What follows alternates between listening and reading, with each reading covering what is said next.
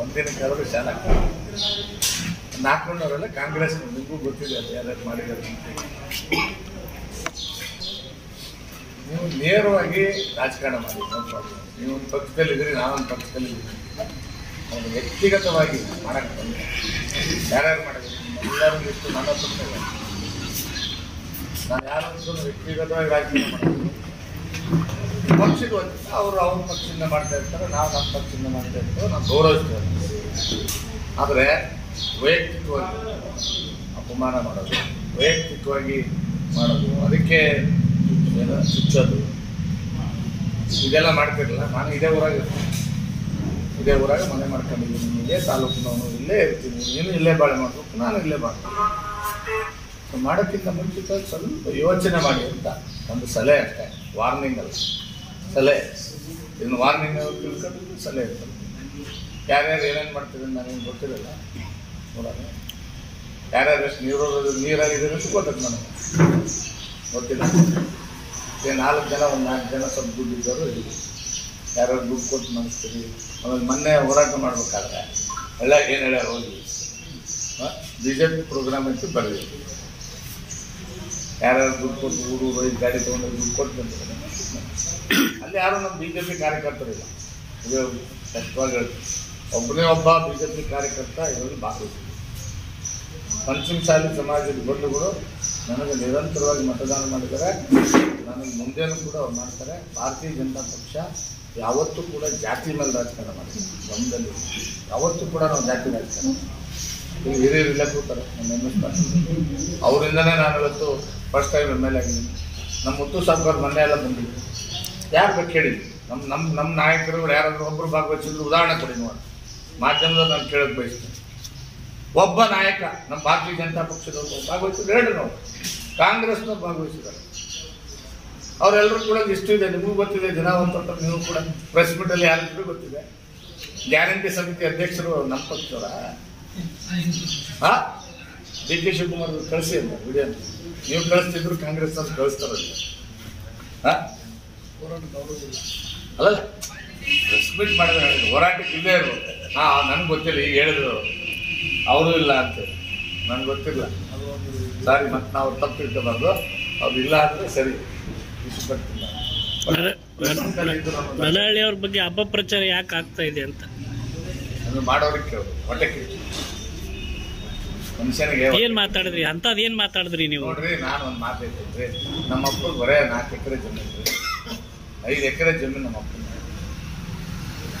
ಕಷ್ಟಪಟ್ಟು ಜೀವನದಲ್ಲಿ ಬಡವನ ಮಗ, ರೈತರ ಮಗ ಮೇಲೆ ಬಂದ. ಅವ್ರಿಗೆ ಕೆಲವ್ರಿಗೆ ನಾವು ಸಂಕಟ ಏನಪ್ಪ ನೋಡೋಣ, ಇಷ್ಟೆಲ್ಲ ದಾನ ಧರ್ಮ ಜನಪ್ರಿಯತೆ ಅದ. ಈಗ ರಾಜ್ಯ ಮಟ್ಟದ ನಾಯಕ ಬೇರೆ ಆಗಿದ್ದಾನೆ. ಆಮೇಲೆ ಪಕ್ಷ ಸಂಘಟನೆ ಚತುರತೆ ಐತಿ. ಜಿಲ್ಲೆಯಲ್ಲಿ ಸಮರ್ಥವಾಗಿ ಪಕ್ಷ ಕಟ್ತಾನ. ಹಿಂದೆಲ್ಲ ಏನೇನೋ ಮಾಡ್ಕೊಂಡಿದ್ರು. ಈಗ ಜಿಲ್ಲೆಯಲ್ಲಿ ಬಹುತೇಕ ಪ್ರಮುಖ ನಿರ್ಧಾರಗಳು ತಗೋಬೇಕಾಗಿತ್ತಂದ್ರೆ ಭಾರತೀಯ ಜನತಾ ಪಕ್ಷ AS ಪಾಟೀಲ್ ಕನ್ಸಲ್ಟ್ ಮಾಡ್ತಾರೆ. ಅದಕ್ಕೆ ನಮ್ಮ ಕುತಂತ್ರ ನಡೆಯಂಗಿಲ್ಲ. ಸುಳ್ಳು ಹೇಳಿ ನಾಟಕ ಮಾಡೋದು, ಹಾಕೋದು. ಕಾಂಗ್ರೆಸ್ ಓಟು ಹೆಸರು ಹೇಳೋದು ಯಾರದು? BJP. ಇವ್ರೇನು ಒಂದು ಏನಪ್ಪ ನಮ್ಗೆ ಭಾಳ ಸಂತೋಷ ಅಂದರೆ ಈ ಕೆಟ್ಟ ಕುತಂತ್ರಿಗಳೆಲ್ಲ ಹೊರಗೋಗ್ಬಿಟ್ಟು ಅಷ್ಟೇ. ಈಗ ನಮ್ಮ ಪಕ್ಷ ಸ್ವಚ್ಛ ಆಗಿರ್ತೀವಿ, ನೀಟಾಗಿ ಪಕ್ಷ ಕಟ್ತೀವಿ, ಗಟ್ಟಿಯಾಗಿ ಕಟ್ತೀವಿ. ನಾನೊಂದು ಮಾತು ಹೇಳ್ತೇನೆ, ನಮ್ಮಲ್ಲಿ ಯಾವುದೇ ಜಾತಿ ಗೀತಿ ಏನು ನಮ್ಮ ಜೀವನದಾಗ ಮಾಡಿಲ್ಲ. ಯಾವತ್ತೂ ಜಾತಿ ಮಾಡೋ ಪ್ರಶ್ನೆನೇ ಬರಲ್ಲ. ನಾವೆಲ್ಲ ಹಿಂದೂಗಳು ಒಂದು ಅಷ್ಟೇ. ನಾವು ಮುಸ್ಲಿಮರ ಬಗ್ಗೆನೂ ವಿರೋಧ ಮಾಡಿದ್ವಿ. ನಾನು ಮುಂದೇನು ಹೇಳ್ತೇನೆ, ನಾನು ಮಾಡಲ್ಲ. ನಾನು ನೇರವಾಗಿ ಹೇಳ್ತೇನೆ, ಎಸ್ ಮುಸ್ಲಿಂ ಸಮಾಜನ ಕೂಡ ಯಾವ ಕಾರಣಕ್ಕೂ ನಾನು ವೈಯಕ್ತಿಕವಾಗಿ ದ್ವೇಷ ಮಾಡಲಿಕ್ಕೆ. ಯತ್ನಾಳ್ ಅವರು ಪಂಚಮಸಾಲಿ ಸಮಾಜದ ನಾಯಕರು, ಅವ್ರ ಬಗ್ಗೆ ನೀವು ಮಾತಾಡಿದ್ರೆ ನಾವು ಸುಮ್ಮನೆ ಇರೋದಿಲ್ಲ ಅಂತನ್ನುವಂಥದ್ದನ್ನ ಅವರು ಹೇಳ್ತಾರೆ. ನಾನು ಒಂದು ಮಾತು ಹೇಳ್ಬಿಡ್ತೀನಿ. ನಾನು ಸಂಬಂಧ ಗೌರವಾನ್ವಿತ ಯತ್ನಾಳ್ ಅವ್ರ ಬಗ್ಗೆ ನಾನು ಯಾವುದೇ ಪ್ರತಿಕ್ರಿಯೆ ಕೊಡಲಿಕ್ಕೆ ಹೋಗಲ್ಲ. ಯಾಕಂದರೆ ಅವ್ರು ನಮ್ಮ ಪಕ್ಷದಿಂದ ಈಗಾಗಲೇ ಹೊರಗಡೆ ಹೋಗಿದೆ. ನಾನು ಅವ್ರಿಗೆ ಸಂಬಂಧಪಟ್ಟಂತೆ ನೀವು ಎಷ್ಟೇ ಪ್ರಶ್ನೆ ಕೇಳಿದ್ರು ನಾನು ಉತ್ತರ ಕೊಡಲಿಕ್ಕೆ ಹೋಗಲ್ಲ. ಒಂದು. ಎರಡನೇದು, ನನ್ನ ಪ್ರತಿಕ್ರಿಯೆ ಏನಿದೆ ಅದು ನನ್ನ ಪಕ್ಷದ ಪ್ರತಿಕ್ರಿಯೆ. ಗಮನದಲ್ಲಿ AS ಪಾಟೀಲ್ ಮೊದಲೇ ಪ್ರತಿಕ್ರಿಯೆ ಎಲ್ಲ. ಆ್ಯಸ್ ಎ ನಾನು ಒಂದು ಇಡೀ ರಾಜ್ಯದ ಪದಾಧಿಕಾರಿಗಳಲ್ಲಿ 21 ಜನ ಪದಾಧಿಕಾರಿಗಳಿಗೆ ನಾವು ನಮ್ಮ ಪಕ್ಷದ್ದು ಆ ಪಕ್ಷದಲ್ಲಿ ಭಾರತೀಯ ಜನತಾ ಪಕ್ಷದಲ್ಲಿ ಪದಾಧಿಕಾರಿಗಳಲ್ಲೇ ಹಿರಿಯ ಸದಸ್ಯನ ನಮ್ಮಲ್ಲಿ ಆಲ್ ಯಂಗ್ಸ್ಟರ್ಸ್ ಒಂದು ಟೀಮ್ ಇದೆ. ಅದರಲ್ಲಿ ಪದಾಧಿಕಾರಿಗಳ ಜವಾಬ್ದಾರಿ ಉಪಾಧ್ಯಕ್ಷರು ನನಗಿಂತ ಹಿರಿಯರಿದ್ದಾರೆ. ಆಕ್ಟಿವ್ ಆಗಿ ಡೈಲಿ ಒಂದು ಟೀಮ್ ನಡೀತಾ ಇರ್ತೀನಿ. ಪ್ರತಿದಿನ 9 ಮೀಟಿಂಗ್ ಆಗ್ತದೆ. ನಾನು ಇಲ್ಲೇ ಇರಲಿ, ಬೆಂಗಳೂರಾಗಿರಲಿ, ಇಲ್ಲೇ ಇರಲಿ, 9 ಮೀಟಿಂಗ್ ಅಟೆಂಡ್ ಮಾಡಲೇಬೇಕು. ಬೇರೆ ಪ್ರತಿನಿತ್ಯದ ಬೆಳವಣಿಗೆಗಳು ಏನಿದೆ, ಪಕ್ಷದ ಬೆಳವಣಿಗೆ ಚರ್ಚೆ ಆಗ್ತದೆ. ಯಾರ್ಯಾರು ಏನು ಹೇಳಿಕೆ ಕೊಡಬೇಕು, ಏನು ಮಾತಾಡಬೇಕು, ಯಾರು ಮಾತಾಡಬೇಕು, ಯಾರು ಟಿವಿಗೆ ಹೋಗ್ಬೇಕು, ಯಾರು ಮೀಡಿಯಾಕ್ಕೆ ಹೋಗ್ಬೇಕು ಅನ್ನೋದು ಕೂಡ ನಮ್ಮ ಪಕ್ಷ ಆದೇಶ ಮಾಡ್ಕೊಳ್ಬೇಕು. ಅವತ್ತು ನನ್ನ ಪಕ್ಷ ಆದೇಶ ಮಾಡ್ತು ನಾನು ಮಾತನಾಡಿದ್ದೀನಿ. ಅದು ನಮ್ಮ ಪಕ್ಷವನ್ನು ಡಿಪೆಂಡ್ ಮಾಡೋ ಸಂದರ್ಭದಲ್ಲಿ ಮಾತನಾಡಿದ್ದೀನಿ. ನಾನು ಯತ್ನಾಳವ್ರ ಬಗ್ಗೆ ವೈಯಕ್ತಿಕವಾಗಿ ಮಾತನಾಡಿದ್ದೀನಿ ಅಲ್ಲ. ದಾಖಲೆಗಳನ್ನು ಬಿಚ್ಚಿಡ್ತೀನಿ ಅಂತ ಅಂದ್ರೆ ನೀವು ಹುಷಾರ್. ನಾನು ಈಗ ಮಾತಾಡೋಕ್ಕಾಗಲ್ಲ. ನಾನು ಒಂದು ಮಾತಾಡ್ತೀನಿ. ಅವತ್ತೇನಾಗ್ತದೆ ಸಿವಿಲ್ ಈಗ ಇನ್ನೂ 1000 ಪ್ರಶ್ನೆ ಕೇಳಿದ್ರು ಅವ್ರ ಬಗ್ಗೆ ಮಾತಾಡೋಕ್ಕಿಲ್ಲ. ಅವರಿಗೂ ನನಗೂ ನಮ್ಮ ನನಗೆ ಅನುದಾನ ಕೊಡದೆ ಹೋದರೆ ವಿಧಾನಸೌಧದಲ್ಲಿ ಆತ್ಮಹತ್ಯೆ ಮಾಡ್ಕೋಬೇಕಂತ ಮನಸ್ಸು ಮಾಡಿದ್ದೀನಿ. ನನ್ನ ಪರಿಸ್ಥಿತಿ ಹೆಂಗಾಗೈತಂದ್ರೆ ವಿಧಾನಸೌಧದಲ್ಲಿ ಆತ್ಮಹತ್ಯೆ ಮಾಡ್ಕೊಳ್ಳೋ ಪರಿಸ್ಥಿತಿ ಇದೆ. ನನಗೆ ಸರ್ಕಾರ ಅನುದಾನ ಕೊಡ್ತಾ ಇಲ್ಲ ಅಂತ ಯಾರು ಹೇಳಿದ್ರು? ರಾಜ್ಯಪಾಲೆ ಕಾಂಗ್ರೆಸ್ ಸತಾನ ಮುದ್ದೆ ಮಾಡೋದು ಶಾಸಕರು ಅಪ್ಪಾಜಿ ನಾನು ಏನು ಹೇಳಿದ್ರು?